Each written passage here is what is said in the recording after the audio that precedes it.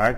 So why don't we just... Hey YouTube, it's Crypto One Step, coming to you guys from the Crypto Cave. Today I'm going to be doing a light commentary on the most recent AMA conducted by the CEO of Crypto.com. I included timestamps in the description below, so if you wanted to jump around to the more relevant parts of the video, you can access those timestamps in the description below. Also, I provided a link to the recap of the live AMA if you prefer the written format. If you find any of my content useful or insightful, make sure you guys go ahead, like, subscribe, and don't forget to comment below. With that, let's go ahead and dive into this AMA. Jump into it first. Questions from Reddit. Oh, let's start with MCO Visa card section. EU release status. We are still on track to release the cards in EU in Q1. As of today, it's end of January, but you know things can move a few weeks here or there, but it's fully on track. Canada status, we've got an issuer signed and it's in progress. Switzerland status, is Switzerland a part of EU for the green light? Yes, it is. So if you're a user in Switzerland, you will get your card in Q1. Middle East and Africa status, will the Middle East and Africa get the cards? So how do you usually go about building a global issuing is you start with a few markets first and you do individual deals with issuing banks like we did with Singapore, US, EU and a few other places. And then once you get to a certain scale of number of cards issued, you can secure a global deal with Visa, which then will allow us to more easily go into markets like Middle East and Africa. At that time, we don't need an issuer to help us issue the cards. We simply need a settlement bank. But you know, we need to build it up in steps, just like guys like Revolut or N26 did. MCO Private Status. We kind of put this one on the side for a while because there's just so many things happening with the product improvements and exchange launch, and we will get back to it with some cool perks in 2020. US Debit Card Top Up. Not only US but also EU. We actually we see that the usage on the Singapore program is extremely high of this feature. So we're working on enabling this for US cardholders and make it a standard for EU cardholders too. Dai and USDC Card Top Up. So I've seen Coinbase allowed Dai Top Up recently. We are looking into it and we will enable it. I mean, we want to make the product as convenient as possible, but you need to understand that there's a few layers of approvals before we enable it, including the issuing banks, Visa, and our internal compliance as well. Reducing credit card fee. 3.5% surcharge for crypto purchases with credit card is pretty expensive. Do you consider fee-free purchases by credit card?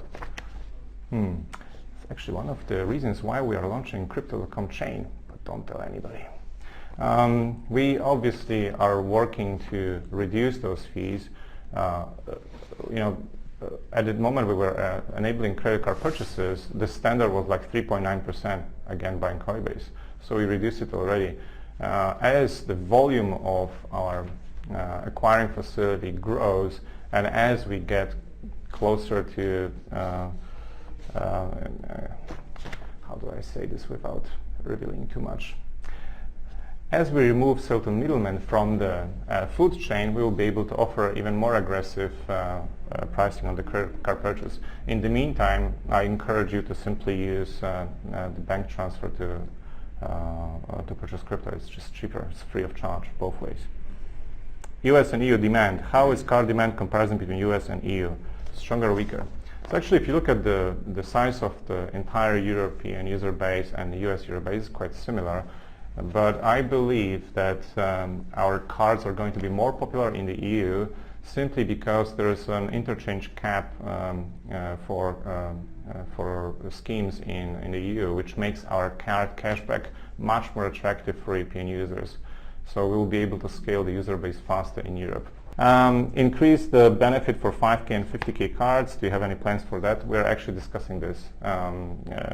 We feel there's the sweet spot. We nailed it with the 500 MCO card. We think we can do better on the 5K and 50K cards, so we're looking at it. If you guys have any great ideas of what would you like to see, please shoot it over to Sean and Bonnie, and we will share it internally with the product team.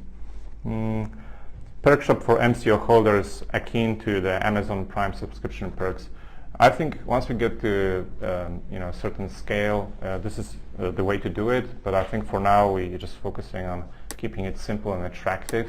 So we may tweak the perks and make it more attractive, but picking it individually is a little bit too complex for where we are today. App, mobile website. When can we expect to see an app, mobile website for the exchange? So this is actually a bigger question. The way we launched the exchange is a complete MVP, right? So desktop, API, we focus on security, and we focus on getting it to the market as fast as we can so you guys can start getting value out of it. But obviously there's a ton of things that we need to add and rebuild before we can 100% confidently exit the beta stage.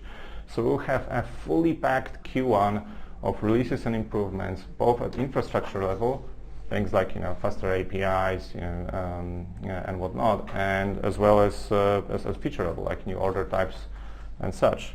The way we view this is that obviously you need to have an awesome mobile site, so you don't have to do it on the desktop, which is completely missing today, and we're going to work on it in Q1. And also you need to integrate the exchange into the app. So there is a bigger app redesign coming that will allow you to have everything in a single place. That's a big task. We started with some initial work on this a few months ago, and we think we can complete this in Q1. I believe the launch with the MVP allows us to move faster, because we could try to make the exchange perfect and continue building and building and building, but nobody will give us better feedback than you guys, right? So even in the closed beta, we've got so many things that were extremely valuable in terms of feedback, and we quickly implemented it, and now everybody can use it. We will continue with this rapid iteration approach. So it looks okay today. 3 months later, it's going to look awesome. 6 months later, it's going to be one of the top-notch exchanges in the market, and a year from now, we will be a top contender in this space. MCO.com domain. Would you one day ever consider acquiring MCO.com? We actually did a while ago. It turns out that this domain is not for sale, so we didn't buy it. If it was, we would. CRO. Directed acyclic graph, DEG, possibility. Blockchains are pretty inefficient when it comes to scalability at load. Given that we are targeting 50k TPS, did you consider DEG to build your chain? It's a very good question. I'll actually check with our team whether they looked at it. We look basically at everything that is out there. We try not to reinvent the wheel, just implement best practices. I'll check and let you guys know if we looked at it. Not sure. Crypto.com node. When someone starts running a Crypto.com node and decides to move to the non-custodial wallet later, can he move his coins over to run the node from there? Sounds like the best way to do it. CRO freeze. Not long ago, Crypto.com froze 60% of the CRO supply. Could you clarify the rationale behind this decision? It's actually very simple. We want to give everybody 100% visibility on where the supply is today and when it's going to be over the next 5 years. And I think that right now we have it. There's literally like a daily release schedule, and there's monthly release schedule, and people know what is coming to the market. So we don't want to be lumped together with other projects that have large size supply and are not transparent about it. So this is the way for us to say, okay, this is how it's going to look like over the next few years. It shows our commitment, it shows that we're thinking long term, and it gives everybody full comfort. So why not do it? I mean, we wouldn't be selling anyway, so it's the same. I mean, there's just upside for us here. DEFI, are earn and credit MCO value drivers going to become CRO-based DEFI borrowing and lending? So we think there's a huge opportunity in decentralized finance. We think we are perfectly positioned to capture it with Crypto.com chain, and there's going to be always a custodial solution and a non-custodial solution, and we give people choice. So I wouldn't consider this as a value driver thing. I would consider this a utility for the users. Like, for example, Today we see some guys who are moving funds from our platform to DEFI solutions, even they offer lower interest rates. Now, some customers prefer the decentralized finance solution, even they're offering lower interest rates. Some other customers prefer higher interest rates in a custodial fashion. So we just need to offer everybody a choice and make sure that people stay within our ecosystem. Do you expect profitability? Do you expect Crypto.com to be profitable in 2020? Yes, we expect to be fully profitable in 2020. MCO Top Up for US. What's the status of topping up US cards with MCO? With MCO. All right, we are looking at it. I mean, it's obviously still possible today. You can move from MCO to BTC and from BTC to the card if you want. So it's not like you're locked in it. It just requires one more tap. So minimum limits. When will we be able to have the removal? We'll be able to see the removal of minimum transfers, card top-ups, etc. Okay, we are working on this. This is in QA stage. So I hope that by the time we have the next Q&A session, I'll be able to say it's already done. Annual card top-up limit. Can we increase the limit for direct top-ups of MCO Visa card or debit card? We agree it's too little, and we are already in the discussion with the partner that does the acquiring for us for Singapore, and this is going to be a part of the conversation for EU and US as well. CRO strategy. What is the big picture strategy to make CRO an essential part of crypto newcomers' first portfolio of currencies alongside BTC, ETH, LTC, etc.?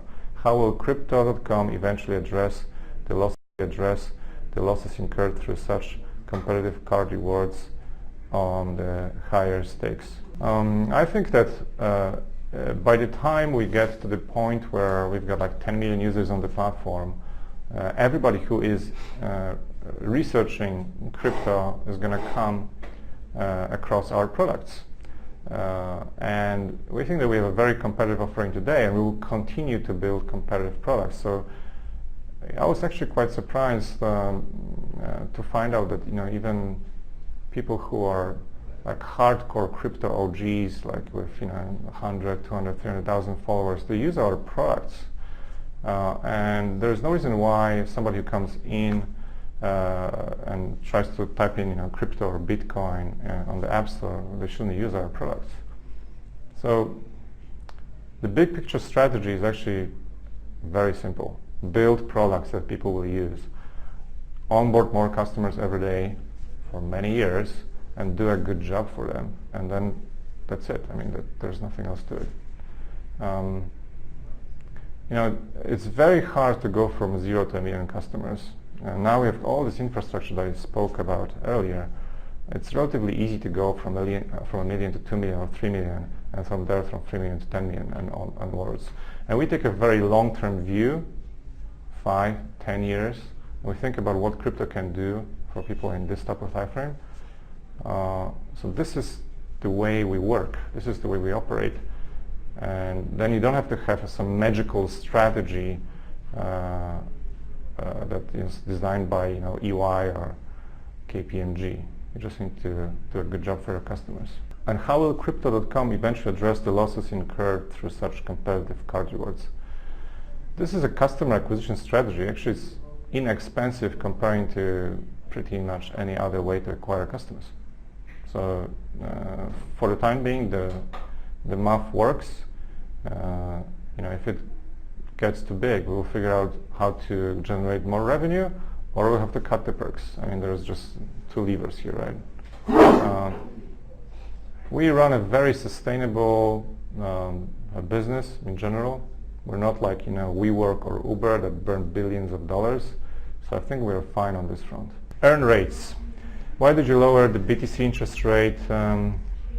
As you were asking for perk ideas for IC and Obsidian, would you consider going back to the old interest rates? So again, those fluctuate. Sometimes they'll go up, sometimes they'll go down.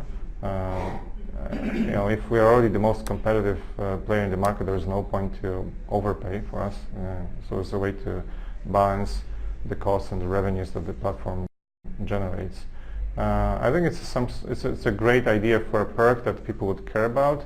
We'll have to look into it. From your perspective as CEO, what's an important question about CRO and MCO that has not been asked in this AMA, but you think the community should pay attention to? I think you guys have to pay attention to the syndicate. I mean, why is there no questions about the syndicate?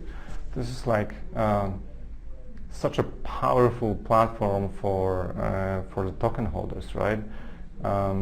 We will be extremely focused on launching super cool events through the syndicate, and this is going to be massive. So if there's one thing you should pay attention to, it's this, what's happening there and what's going to happen in the next 2 weeks. And then right after we finish with EOS, there's going to be another announcement, and then after we finish that one, there's going to be another one. So you'll see like a constant flow of some incredible events that will keep everybody engaged. So focus on this. This is awesome. And at a big picture level, I think we're just very happy with 2019. We think we've ticked a majority of the boxes, and we're very well prepared to make massive progress in 2020. So thank you so much for supporting us.